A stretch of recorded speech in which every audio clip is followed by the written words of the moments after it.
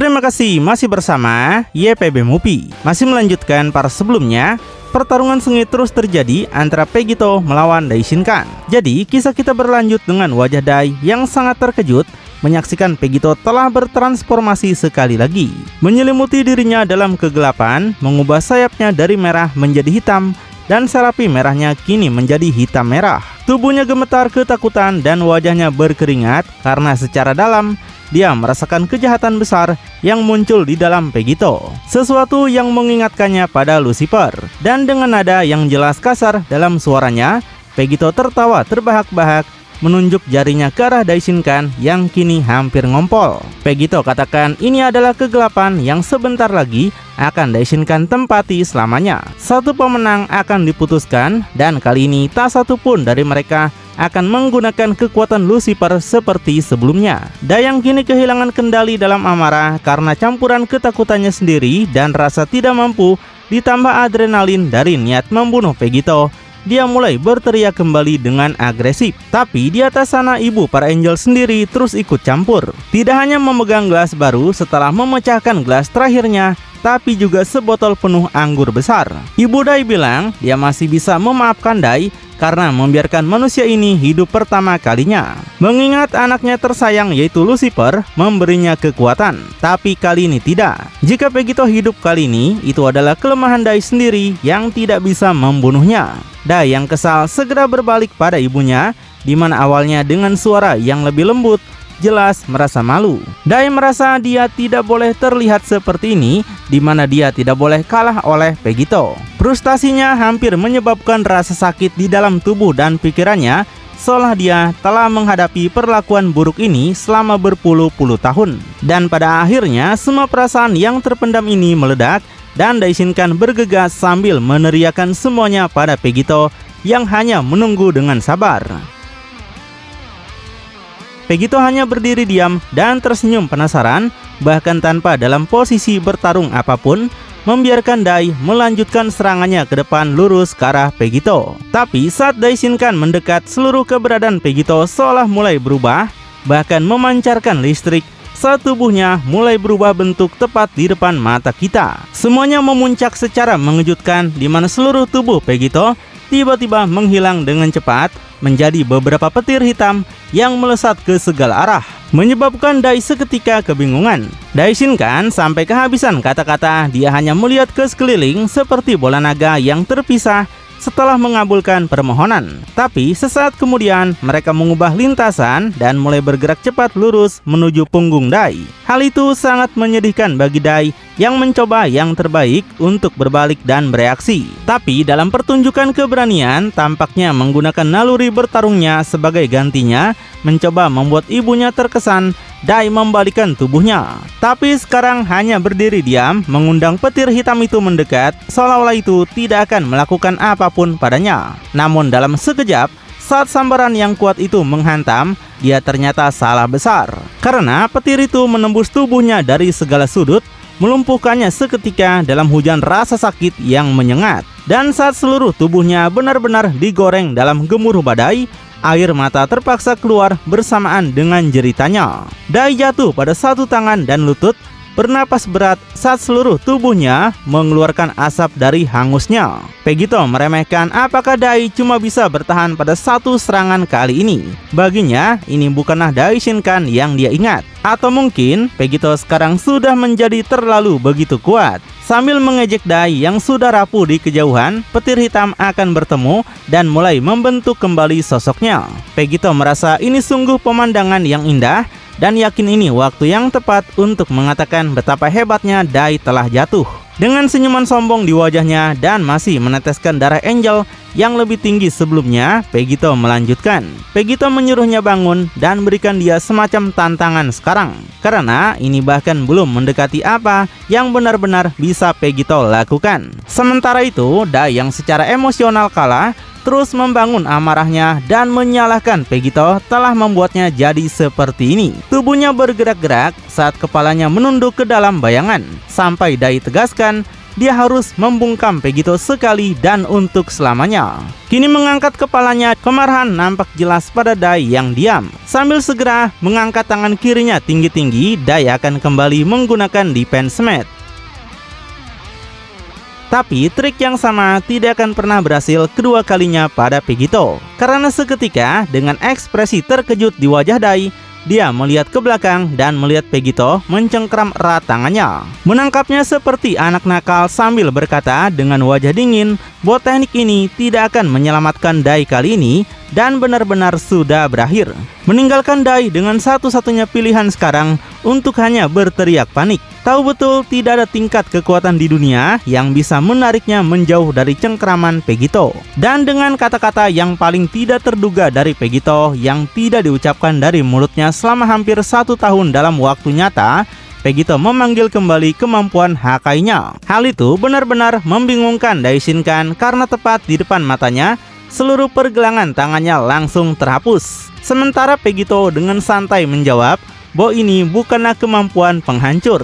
Pegito beritahukan ini adalah kemampuan bangsa Seiyan. Yang sangat mengejutkan Daishinkan, meskipun posisinya di atas semua penghancur, Hakai Pegito yang didukung oleh energinya sendiri yang gila memang akan dengan cepat meluas, siap menghapus sisa Daishinkan itu sendiri. Tapi dalam adegan yang frustasi, Daishinkan akan memutuskan tangannya sendiri dengan sekali tebas, memilih untuk menyelamatkan seluruh tubuhnya sebagai ganti tangannya yang mulai lenyap. Dia meringis kesakitan saat darah angelnya menyembur keluar dari luka terbuka. Dan secara naluriah tentu aja seperti binatang yang terluka, Dai akan segera melompat mundur untuk mendapatkan ruang dan keselamatan bagi dirinya sendiri. Tapi saat Pegito berdiri menatap telapak tangannya, dia berpikir Hakai-nya berada pada tingkat kehancuran yang sama sekali berbeda sekarang.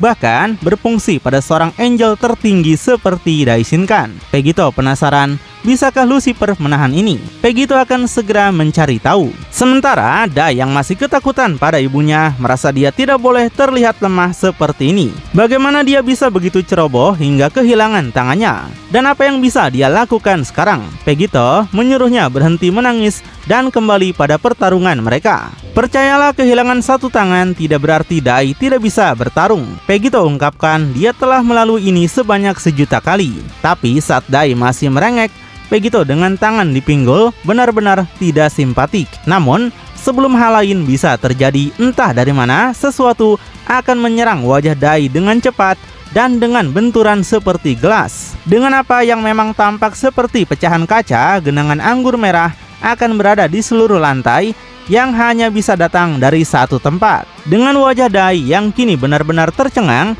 tertutup anggur dan rambut putihnya juga ternodai merah.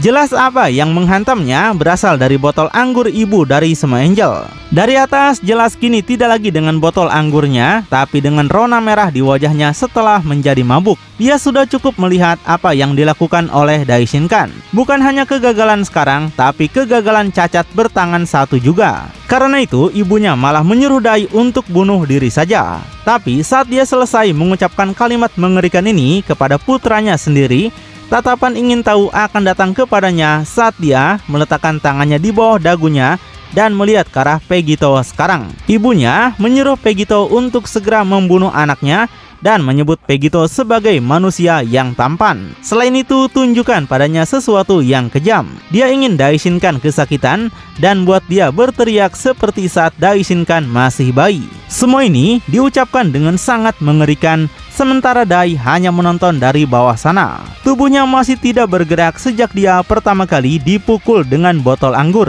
Dan dengan cairan merah yang masih mengalir di wajahnya bercampur dengan apa yang mungkin adalah air matanya sendiri yang dia keluarkan. Sampai pada akhirnya Daishinkan menyerah dan ingin memenuhi keinginan ibunya. Dengan mengatakan itu, tiba-tiba aura misterius akan mulai bersinar di seluruh tubuh Dai, hampir seperti asap yang akan naik dari tubuhnya dan menghilang ke udara. Saat secara mengejutkan melihat wajahnya yang tertunduk sekali lagi, kita akan menyaksikan Dai telah kembali ke penampilan kecilnya yang asli. Simbol ketupatnya menghilang, rambutnya memendek, dan serapimnya yang lengkap kini hilang. Tak lama kemudian, ketupat di dadanya juga akan hilang. Dai minta Pegito membunuhnya seperti yang ibunya inginkan sekarang. Saat akhirnya kembali ke bentuk Grand Priest aslinya, Dai yang kalah tanpa sedikit pun motivasi atau energi tersisa di tubuhnya setelah kata-kata terakhir ibunya akan berdiri tanpa bergerak, menyerahkan nyawanya pada Pegito. Pegito yang terkejut hanya bisa menyaksikan dengan kebingungan total, yang akhirnya membuat Dai berlutut di depan Pegito, seolah kini menerima kematiannya dan memohon pada Pegito untuk akhiri dia dengan cepat. Dengan wajah mudanya kini terus menatap ke bawah dengan nada paling lembut, Dai akui Pegito sudah menang. Dia merasa tidak bisa menghentikan Pegito saat itu dan juga tidak bisa menghentikan Pegito sekarang. Dai membiarkan Zeno mati dan membiarkan saudaranya Lucifer kembali. Di saat-saat terakhirnya setidaknya Dai berharap bisa menyenangkan ibunya sekali dalam hidupnya. Perubahan peristiwa ini membuat Pegito tercengang, tidak dapat benar-benar memiliki kata-kata. Pegito penasaran apakah ini adalah Dai Shinkan yang dia kenal sejak dulu. Sedangkan ibunya terus menyebut Dai sebagai pengecut dan bahkan memohon pada Pegito sebagai manusia. Jadi ibunya ingin Pegito bantai Dai Shinkan untuknya, dan setelah itu dia dan Pegito bisa bersenang-senang. Dan dengan mengatakan itu, Pegito kemudian tampak berjalan maju siap untuk melaksanakan keinginan Kaisar Iblis. Saat Dai yang membungkuk dengan mata tertutup akan merasakan langkah kaki Saiyan itu, Dai ungkapkan dia adalah dewa terakhir yang tersisa untuk Pegito bunuh dan kemudian untuk diserap juga. Tapi bahkan setelah mengatakan ini, tidak akan ada suara atau gerakan dari Pegito. Dai kini mendongak dengan menyedihkan ke arah Pegito, menunggu Pegito melakukannya karena ibunya sedang melihat mereka. Tapi dengan kemarahan yang tampak jelas di wajahnya, Pegito benar-benar nggak mengerti mengapa Dai sekarang malah menjadi pecundang seperti ini. Dulunya Dai pernah menjadi saingan terbesarnya dan satu-satunya tujuan Pegito untuk dikalahkan dan menjadi dewa terkuat yang pernah ada. Tapi sekarang Dai malah berani mempermalukan dirinya sendiri. Bahkan beraninya Dai menganggap dirinya layak untuk diserap oleh Pegito. Pegito tidak peduli dengan wanita di atas sana, tapi Dai harus mengingat siapa dirinya dan bahkan tidak layak untuk dia bunuh. Sampai tiba-tiba Pegito menampar Dai Shinkan tepat di wajahnya karena penampilannya yang menyedihkan. Hal itu menyebabkan Dai segera jatuh telentang, tertampar hingga sadar. Saat menatap tanah, tertutup bayangan karena kebingungan. Meninggalkan Pegito untuk segera pergi dalam kemarahan, terbang lurus ke langit, mendekati bebatuan Kaisar Iblis terakhir di atas. Kemudian Pegito berteriak bahwa sekarang adalah waktunya iblis ini untuk merasakan amarahnya. Dan percayalah demi Dai Shinkan, Pegito akan membuatnya menjadi lebih buruk. Meninggalkan wanita itu terkejut mendengar Pegito ingin bertarung demi bocah itu.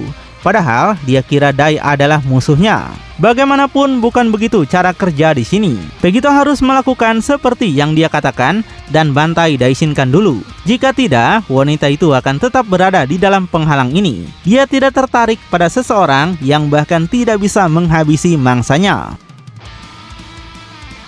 Tapi Pegito yang hanya melipat tangannya, merasa geli dan merasa iblis itu pasti memiliki keyakinan yang sangat salah pada penghalang itu, atau mungkin dia terlalu meremehkan Pegito. Jadi Pegito akan membuktikan kata-katanya dengan menunjuk telapak tangannya ke arah wanita itu untuk menghancurkan pelindung itu. Namun iblis itu memberitahu energinya sendiri yang menciptakan pelindung ini. Ini menggunakan kekuatan angel sejati, tidak seperti yang Dai Shinkan lakukan di bawah sana. Dia ingin Pegito bunuh Dai, maka dia akan menghapus pelindung ini sendiri. Pegito berpikir mungkin dia sudah bertemu 5 angel berbeda saat ini yang mengaku sebagai angel sejati.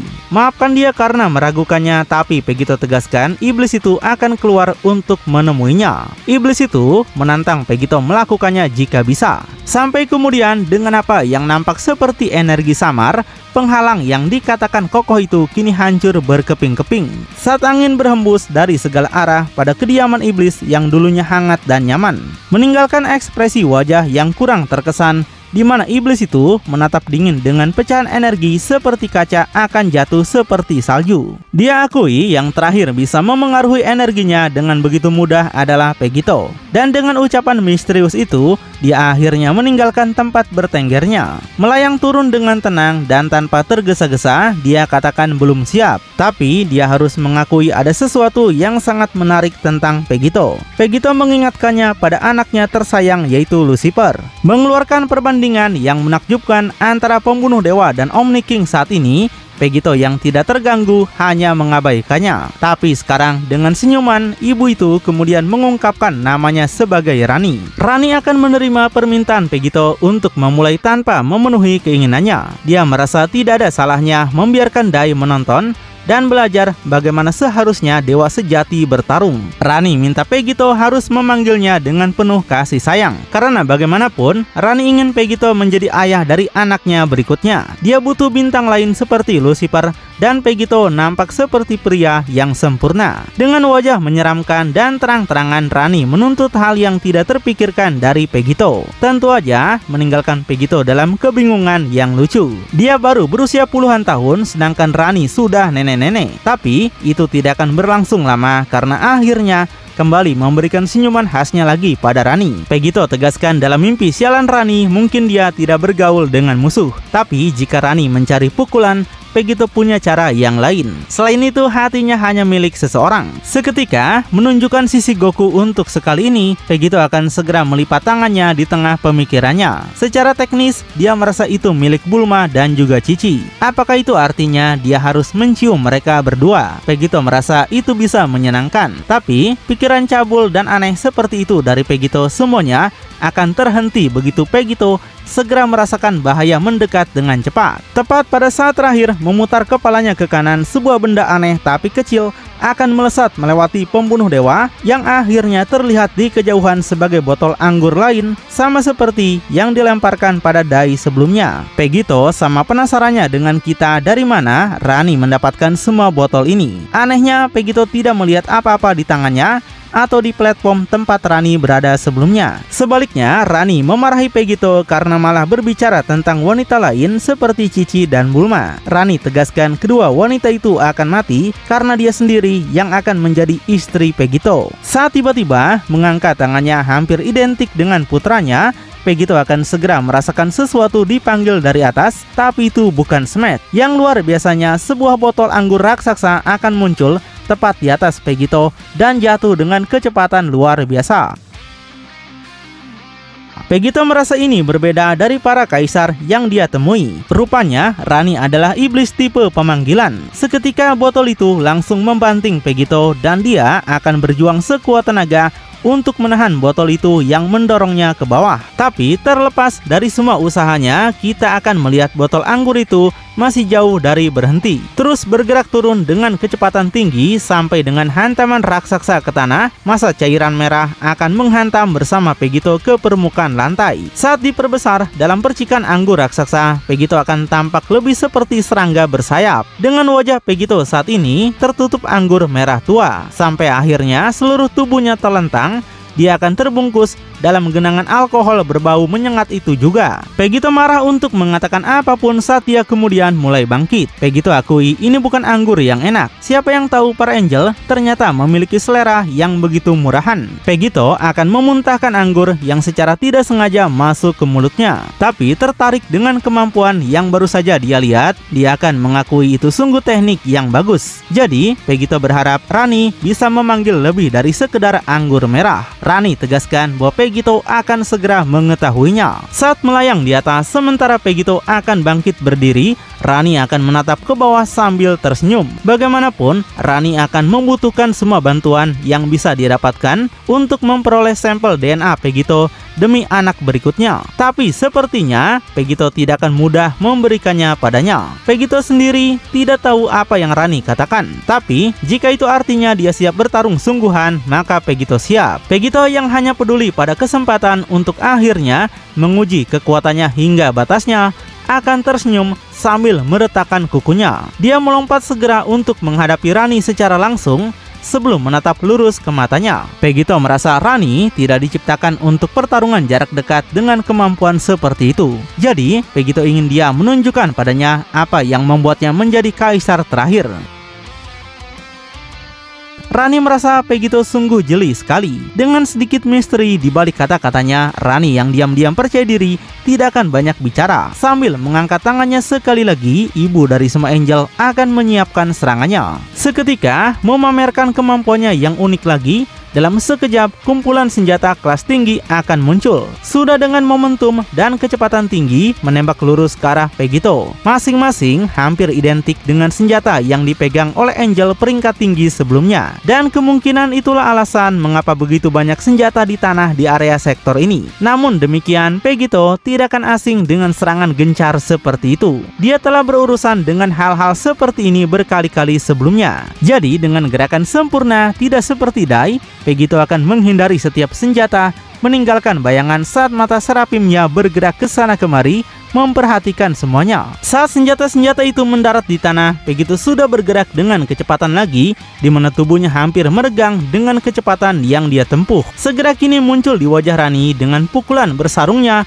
terkepal dan ditarik kembali. Tapi, dalam apa yang nampak seperti adegan yang mustahil, yang sangat mengejutkan Pegito, tidak peduli seberapa kuatnya, pukulan akan dihentikan seketika oleh Rani dengan posisi yang paling santai. Rani tanyakan apakah Pegito benar-benar berpikir hanya karena dia seorang wanita, dia tidak akan memiliki kekuatan untuk menandinginya. Sambil segera menindaklanjuti dengan combo 2 pukulan yang tajam. Pertama-tama Rani akan dengan keras dengan lututnya dan masih memegang tangan Pegito, menghantam erat di perut Pegito, sebelum dengan cepat memukul Pegito di wajahnya dengan paksa. Dalam adegan yang mengingatkan kita pada saat pertama kali Vegeta meremehkan Android 18. Dan hal itu menghempaskan Pegito melesat menjauh dari seluruh medan perang dan menuju ke arah asteroid terdekat di sekitarnya. Tentu aja, meskipun menghantam keras seketika ke salah satu asteroid yang berkeliaran itu, permukaan bebatuan itu jauh lebih keras daripada batu bumi biasa. Pegito merasa dia seharusnya tahu ada lebih dari sekedar yang terlihat pada dirinya. Meninggalkan Pegito kini secara mengejutkan berjuang kesakitan hanya dari 2 serangan itu. Sampai dari dalam, suara gelap yang akrab akhirnya akan terdengar lagi. Tidak lain adalah Kazuya. Kazuya menegaskan Pegito seharusnya belajar darinya. Dan dia sarankan sudah waktunya Pegito memanfaatkan kekuatan gen iblis terkuat yang pernah ada di alam iblis ini. Saat menggoda Pegito dalam adegan yang mengingatkan kita pada Lucifer, dia akan mendorong Pegito untuk menggunakan gen iblis. Sedangkan Rani merasa dia mungkin begitu terburu-buru memutuskan Pegito untuk menjadi ayah dari anaknya. Dia penasaran apakah Lucifer benar-benar memilih Pegito. Hal itu tidak menimbulkan apa-apa selain tawa merendahkan. Sebelum tiba-tiba tawanya akan terhenti, di mana wajahnya kini dingin dan biru lebih dari biasanya. Seseorang meraih bahunya, di mana Rani yang panik menanyakan apakah itu Lucifer anaknya. Sampai tiba-tiba menampakkan dirinya berbayang dalam penampilan mata merahnya yang menyala. Terlihat transformasi sebagian iblis dari Pegito akhirnya akan terlihat. Tangannya diungkapkan sepenuhnya kini berlapis baja seperti Kazuya, Dante dan Virgil sebelumnya. Dalam keadaan panik, ibu dari semua angel akhirnya akan kehabisan kata-kata melihat perubahan baru gen iblis Pegito. Lalu, dapatkah Pegito mengalahkan Rani dan keluar dari alam iblis? Makin penasaran? Tonton kelanjutannya di channel YPB Movie, channelnya anime bapak-bapak.